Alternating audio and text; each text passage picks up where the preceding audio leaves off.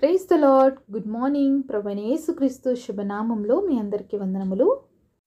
చిన్న ప్రార్థనతో ఈరోజు దేవుని వాగ్దానాన్ని స్వతంత్రించుకుందామా? పరిశుద్ధుడైన మా తండ్రి, నీ ఘనమైన శ్రేష్టమైన నామాన్ని బట్టి వందనాలు చెల్లిస్తూ ఉన్నాం ప్రభువా. ఉదయకాల సమయంలో వినగలిగిన చెవి గ్రహించే ఆత్మ మనసును మా అందరికి ఇవ్వండి అయ్యా. నువ్వు మాట్లాడే దేవుడు తండ్రి, మా ఒక్కొక్కరితో మాట్లాడి దర్శించమని యేసు నామంలో ప్రార్థిస్తున్నాము తండ్రి, ఆమేన్. ఈరోజు దేవుని వాగ్దానము యెషయా గ్రంథం 60వ అధ్యాయము 5వ వచనం. జనముల ఐశ్వర్యము నీ యొద్దకు వచ్చును. Isaiah chapter 60 verse 5. The forces of the Gentiles shall come unto thee.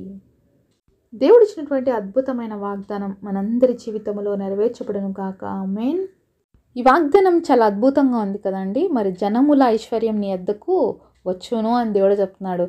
అంటే ఐశ్వర్యాన్ని మనము కష్టపడి సంపాదించే కంటే కూడా దేవుడే ఇస్తాను అని చెప్పేసి ఈ వాగ్దానం ద్వారా మనతో మాట్లాడుతున్నాడు. చాలాసార్లు మనకు ఆశ్చర్యం వేస్తుంది. ఎందుకంటే ఎలా వస్తుంది, నేను కష్టపడుకోకుండా, నేను సంపాదించుకోకుండా ఎలా వస్తుంది అని అనుకుంటాం కదా.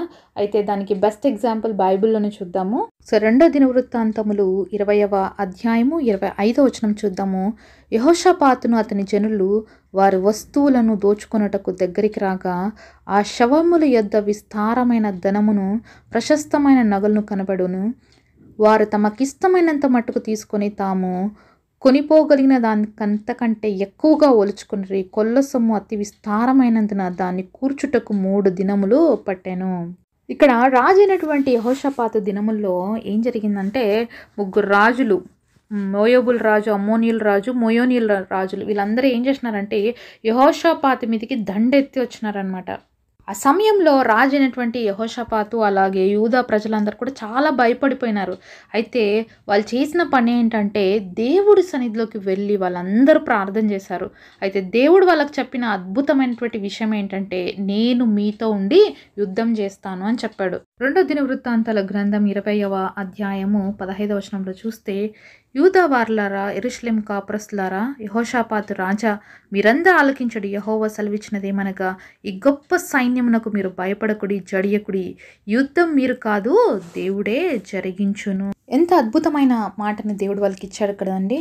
అక్కడ సమాజంలో ప్రజలందరూ కూడా కూడుకొని ఉన్నప్పుడు దేవుడి ఆత్మ మరి అక్కడ ఉన్నటువంటి లేవి వంశంలో ఉన్నటువంటి వ్యక్తిపైకి వచ్చినప్పుడు అతను దేవుడు ఏమైతే ప్రకటించాడో ఆ విషయాన్ని ప్రజలకు చెప్పారు. మీరు భయపడొద్దండి, యుద్ధము దేవుడే చేస్తానంటున్నాడని చెప్పి ప్రజలతోనూ అలాగే రాజు అయినటువంటి యెహోషాపాతుతో తెలియజేశాడనమాట. అయితే ఇక్కడ యుద్ధంలో ఏం జరుగుతుందంటే, యుద్ధానికి సైన్యం రెడీ అయినారు. అయితే వాళ్ళు ముందర పాటలు పాడడానికి, స్తుతించడానికి ముందుగా కొంతమందిని ఏర్పరిచి పెట్టున్నారనమాట.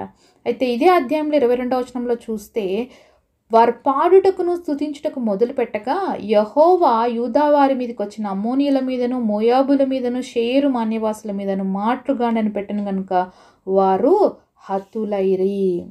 మరి 23వ వచనంలో చివరిలో ఒక మాట చూస్తే, తరువాత తమలో ఒకరినొకరు చంపుకొనుటకు మొదలు పెట్టిరి. ఇక్కడ దేవుడే వారి పక్షంగా ఉండి యుద్ధం చేస్తున్నాడు కాబట్టి మాటుగ్రాన్లు వచ్చి వాళ్ళతో యుద్ధం చేసినట్లుగా చూస్తున్నాము. అంతేకాకుండా వాళ్ళే ఒకరినొకరు పొడుచుకొని చంచిపోతున్నారని కూడా చూస్తున్నాం అనమాట. ఎట్లా దేవుడు వాళ్ళని కలవరపరిచినప్పుడు వాళ్ళు ఎవరితో యుద్ధం చేస్తున్నారో వాళ్ళకి అర్థం కాలేదు. మరి ఇజ్రాయెల్ ప్రజలు ఏం చేస్తున్నారు, యుద్ధం ఆడుతున్నారా అంటే అంతకంటే ముందుగా దేవుని స్తుతిస్తున్నారు, దేవుని గనపరుస్తున్నారు. కాబట్టి దేవుడే ఆ యుద్ధంలోకి వచ్చి ఇప్పుడు ఏం చేశాడు, వాళ్ళు ఒకరినొకరు తారుమారయ్యేటట్టుగా చేసినాడు. వాళ్ళే చంపుకొని వస్తున్నారనమాట. ఎక్కడైనా చూస్తామా, ఎక్కడైనా వింటామా ఇంత అద్భుతము కదా. కాబట్టి ఎలా వస్తుంది సొమ్ము, ఎక్కడి నుంచి ఇస్తాడు దేవుడు మాకి అంటే, మనం ఎక్కడి నుంచి ఇస్తాడు అనేది మన ఆలోచన. ఆయనకు తెలుసు ఆయన ఎట్లా ఇవ్వాలి అని. ఇక్కడ ఈ యుద్ధంలో ఇజ్రాయెల్ ప్రజలనంతా దోచేసుకుందామని, హతమారుద్దామని అంతమంది రాజులు ఏకమే వస్తే దేవాది దేవుడు చెప్పిన మాట ఏంటంటే, నేనుండి మీ పక్షంగా యుద్ధం చేశానని చెప్పాడు. కాబట్టి మనం ఇంతకు ముందు చదివాం కదా, ఆ దోపుడు సొమ్ము వాళ్ళు అట్లా ఒకరినొకరు చంపుకున్నప్పుడు అనేక మంది హతులైపోయినారు ఆ రోజు. మరి వాళ్ళ దగ్గర ఉన్నటువంటి బంగారము, వాళ్ళు తెచ్చుకున్నటువంటి వస్తువులని దోచుకోవడానికి ఇశ్రాయేలుకి దాదాపుగా ఎన్ని రోజులు పట్టిందంట? 3 దినాలు పట్టినాయంట. అంటే ఆలోచించండి ఎంత డబ్బు అనే కంటే అప్పట్లో డబ్బు లేదు కదా! వాళ్ళ ఎంత సొమ్ము వాళ్ళ దగ్గరుంది.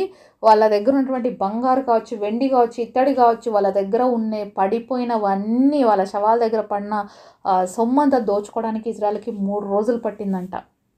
కాబట్టి ఈరోజు మన జీవితంలో మనం కూడా నేను పోగొట్టుకున్నాను, నా దగ్గర ఏం లేదు ఈరోజు అంతా పోగొట్టుకున్నాను, నా దగ్గర డబ్బులేం లేవు, లేకపోతే నా ఆస్తి పోయింది, లేకపోతే నేను సంపాదించుకున్నదంతా నష్టపోయినాను, మోసపోయినానని చెప్పి బాధపడుతున్నట్లయితే దేవుడు మీతో ఈరోజు మాట్లాడుతున్నాడు. జనుల ఐశ్వర్యమును నీ యొద్దకు వచ్చును. కాబట్టి ఎవరు నీ దగ్గర నుంచి దోచుకున్నా అది తిరిగి ఇవ్వకుండా పోలేదు. ఎందుకంటే దేవుడు ఇప్పిస్తాను అని చెప్తున్నాడు అనమాట. దేవుడు సహాయం చేస్తానని చెప్తున్నాడు ఇక్కడ. ఎందుకంటే ఇజ్రాయేల్ ప్రజల్ని దోచుకోవాలని వచ్చారు, కానీ దేవుడే వాళ్ళని దోచుకునేటట్లుగా చేశాడు. యుద్ధము ప్రజలుగా చేసింది, వాళ్ళు నిలబడ్డారు, పాటలు పాడుతూ దేవుని స్తుతించారు, కానీ దేవుడే ఎదుటి వాళ్ళని తారుమారు చేసేసి దేవుడే యుద్ధం చేపించాడు. కాబట్టి అద్భుత రీతిగా కొల్ల సొమ్మును పట్టుకున్నారు. వాళ్ళకి తీసుకోలేనంత ఎక్కువైపోయింది, వాళ్ళు కలెక్ట్ చేసుకోలేనంత దోపుడు సొమ్ము, అతి విస్తారమైన దోపుడు సొమ్ము తెచ్చుకున్నారని చూస్తున్నాం. కాబట్టి దేవుడు బిడ్డలుగా మనము చేయాల్సిన పని ఏంటంటే ప్రతి విషయంలో దేవుణ్ణి అడగడము, దేవుడి సహాయాన్ని కోరుకోవడం. ఇది మన బాధ్యత. దేవుడి సహాయాన్ని ఎప్పుడైతే మనం కోరుకుంటామో, దేవుడి యొక్క సహాయాన్ని ఎప్పుడైతే మనం పొందుకుంటామో, దేవుడిని ఎప్పుడైతే మన పరిస్థితుల్లోకి ఆహ్వానిస్తామో తప్పకుండా విజయాన్ని చూస్తాం. అంతమంది చుట్టూ చేరినప్పుడు యెహోషాపాతుకు కూడా ఏం అర్థం కాలేదు, ఆ యొక్క యూదా ప్రజలకు కూడా ఏం అర్థం కాలేదు, నలిగిపోయారు, బాధపడ్డారు. అయితే అలాగే కూర్చుండిపోలేదు ఆ పరిస్థితుల్లో. దేవుడి సన్నిధిలోకి వెళ్ళి ప్రార్థన చేసినప్పుడు దేవుడు ఇచ్చిన అభయహస్తమైనటువంటి మాటను పట్టుకున్నారు వాళ్ళు. యుద్ధం మీరు కాదు నేనే చేస్తానన్నాడు. అలాగే ఆ మాటతో వాళ్ళు యుద్ధంలోకి వెళ్ళారు. దేవుని స్తుతిస్తూ దేవుని ఘనపరుస్తున్నప్పుడు అద్భుతమైన కార్యాన్ని చూశారు. మరి నా జీవితంలో జరుగుతుందా, ఇలాంటి పరిస్థితి ఉంటుందా, నిజమేనా, దేవుడు చేస్తాడంటే ఖచ్చితంగా చేస్తాడండి.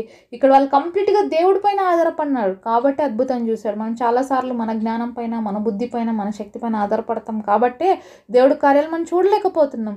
మాకు యుద్ధం చేసే శక్తి ఉంది, సత్తా ఉంది, నేనెందుకు కామ్గా ఉంటాను అనుకుంటే మనం ఏది ఎక్కడి నుంచి తెచ్చుకోలేము, సాధించుకోలేము, పోగొట్టుకున్నది ఏది కూడా పొందుకోలేము.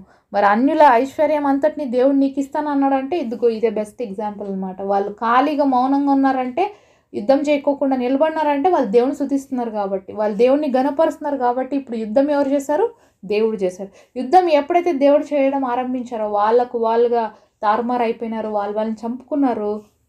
ఇజ్రాయెల్ చేసిన అద్భుతమైన పని ఏంటంటే యుద్ధం కాదు, ఆ పడిపోయిన దోపుడు సొమ్ము అంతటిని కూడా కలెక్ట్ చేసుకొని 3 రోజులంతా దోపుడు సొమ్ము సంపాదించుకొని వాళ్ళ జీవితంలో ఎప్పుడు కూడా మరి అంత సొమ్ము వాళ్ళు దోచుకోయింటారు. వాళ్ళు అంత గొప్పగా వాళ్ళు దోచుకోగలిగారు. మరి అంటే మనం పోయిందన్న ప్రతిదీ కూడా దేవుడు తిరిగి ఇవ్వటానికి అద్భుతమైనటువంటి గొప్ప దేవుడు. మనం పోగొట్టుకున్న సమస్తాన్ని ఇవ్వటానికి ఆయనకి శక్తి ఉంది, ఆయనకు అధికారం ఉంది. ఎలా ఇస్తాడనే క్వశ్చన్ మార్క్ మనకు రావచ్చేమో కానీ మనకి ఇవ్వడానికి ఆయన శక్తివంతుడు అనే ఎగ్జాంపుల్ అయితే బైబిల్లో మనం బెస్ట్గా చూస్తున్నాం. బట్ నమ్ముదాం, నీ పరిస్థితులు ఏవైనా కావచ్చు, నీ పోరాటాలు ఏవైనా కావచ్చు, నీ యుద్ధం ఏదైనా కావచ్చు, కానీ ఆ పరిస్థితులు అన్నింటిలో దేవుడు ఉంటాను అని చెప్తున్నాడు ఈరోజు. ఆ రోజు ఇజ్రాయెల్కి ఇచ్చిన వాగ్దానం ఈరోజు నీకు నాకు ఇస్తున్నాడు. జనుల ఐశ్వర్యాన్ని మన దగ్గరకు దేవుడు తీసుకొస్తానంటున్నాడు. అయితే ఈ యుద్ధంలో నువ్వు కాదు పోరాడాల్సింది, నువ్వు దేవుని స్తుతించు, నువ్వు దేవుని ప్రార్థించు, దేవుని మహిమపరచు, దేవుని నీకు ముందుగా పెట్టుకో. దేవుడు యుద్ధం చేసి విజయాన్నిచ్చి దోపుడు సొమ్ము తిరిగి సంపాదించుకోవడానికి, పోగొట్టుకున్న సమస్తాన్ని సమకూర్చుకోవడానికి దేవుడు అద్భుతాన్ని చేయబోతున్నాడు. విశ్వసించినట్లయితే నాతో పాటు కలిసి ప్రార్థన చేస్తావా? పరిశుద్ధులైన మా తండ్రి, మీరు మాతో మాట్లాడిన ప్రతి మాట కొరకు వందనాలు చెల్లిస్తున్నాం తండ్రి. జనుల ఐశ్వర్యమును మీకు ఇస్తానని చెప్పి వాగ్దానం చేసిన దేవా, ఈరోజు ఎవరెవరు వాళ్ళ జీవితంలో పోగొట్టుకున్నారో, ఏమేమి నష్టపోయినారో తండ్రి, వాటిని బట్టి బాధపడుతున్నారో తిరిగి ఇప్పించడానికి శక్తివంతుడు నీవు మాత్రమే. ఆ రోజు తండ్రి ఇజ్రాయెల్ పక్షముగా ఉండి యుద్ధము చేసిన దేవుడు దోపుడు సొమ్ము తండ్రి వాళ్ళు ఊహించలేనంత పొందుకున్నారు. అలాగే ఈరోజు నీ బిడ్డలు నష్టపోయిన ప్రతిదీ కూడా తిరిగి పొందుకోవడానికి నీ అద్భుతమైన కార్యాన్ని జరిగించమని, సమస్తాన్ని సమకూర్చుకోవడానికి ప్రతి ఒక్క బిడ్డకి గొప్ప వాగ్దానం నెరవేర్చమని నజరేయుడైన యేసు నామములో ప్రార్థిస్తున్నాము తండ్రి, ఆమేన్. ఈరోజు బర్త్డే అలాగే వెడ్డింగ్ యానివర్సరీ సెలబ్రేట్ చేసుకుంటున్న మీ అందరికీ కూడా wish you happy birthday and happy anniversary. God bless you all.